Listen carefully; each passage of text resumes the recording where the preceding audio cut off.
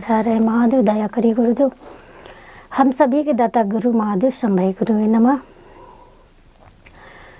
मैं शिव गुरु की कथा कहने जा रही हूँ, इसे ध्यानपूर्वक सुने और पूरा सुने। एक समय की बात थी, एक चोर था। वो बहुत ही चोरी करता था, जहाँ कहीं भी चोरी और डकैती करना उसका पेशा हो गया था।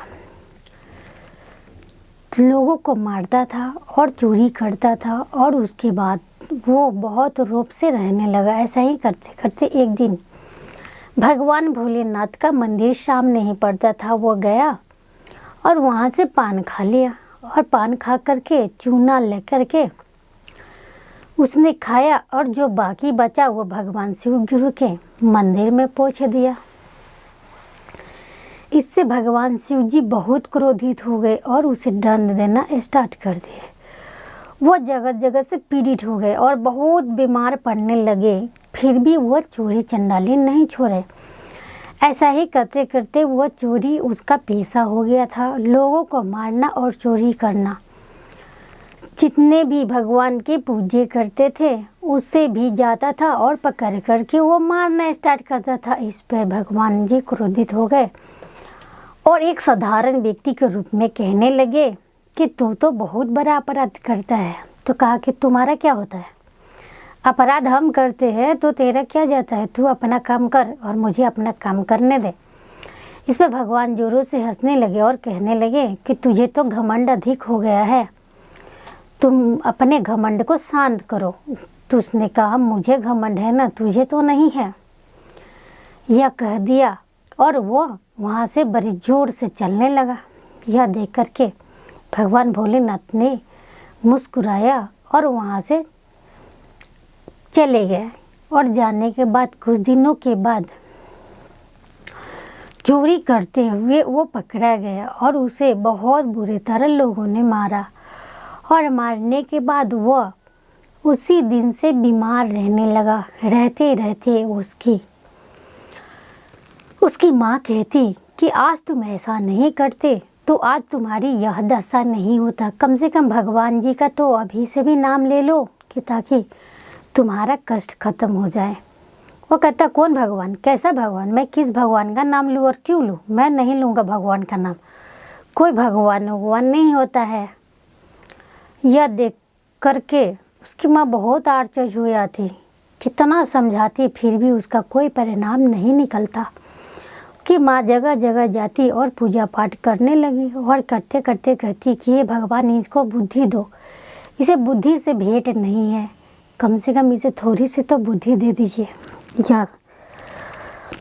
यह इस प्रार्थना करने लगी और यह देख करके चोर उसी पर से दिखता और अपनी माँ को कहता क्या भगवान के पीछे पड़ी रहती है, क्या भगवान तुम्हें देने वाला है, भगवान तो कुछ नहीं देता है इंसान को, जो देने वाला होता है वो तो नीचे वाला देता है और खुद देता है, खुद कमाओ खुद खाओ। उसकी मन से घमंडी शब्द नहीं जाता। एक दिन की बात है कि उसकी मृत्यु हो गई और मृत्यु होते ही भगवान से ने वहाँ से भूत दूत को भेजे और वो उसे घिसिया करके जमजूत ले जाने लगे। यमराज आए और उन्हें ले जाने लगे। ले जाते समय जब उनकी लाश को ले जा रहे थे, जंगल झाड़ काट कुछ वो बाप बाप चिल्लाता और जाने लगा। ऐसा ही करते करते उसे याद आया कि मैं क्या ऐसे करूं जिससे मेरे कष्ट ना हो।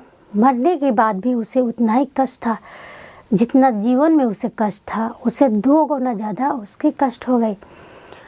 जितने भी कांट पर पड़ते उतना ही बाप बाप चिल्लाता और उसे उतना ही बहुत दर्द होता।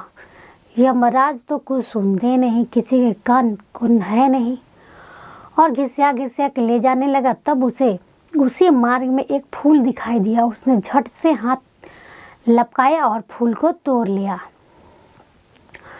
और फूल को तोड़ के वो ओम नमः शिवाय जपने लगा।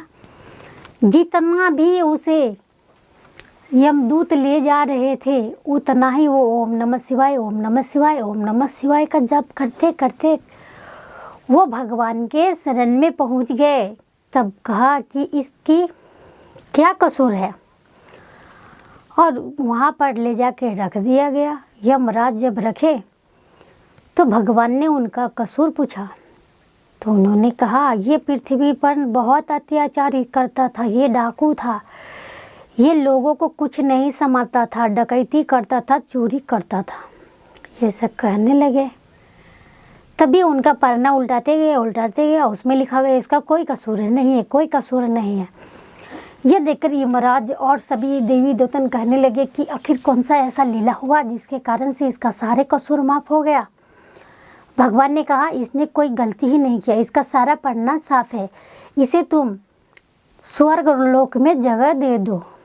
तभी वह मन ही मन कहने लगा कि मैंने इतनी गलती किए, और भगवान ओम नमः शिवाय और शिव जी का नाम लिया, जिससे मेरी सारी कष्ट और पाप कट गए और मुझे स्वर्ग में रहने की जगह मिल गई।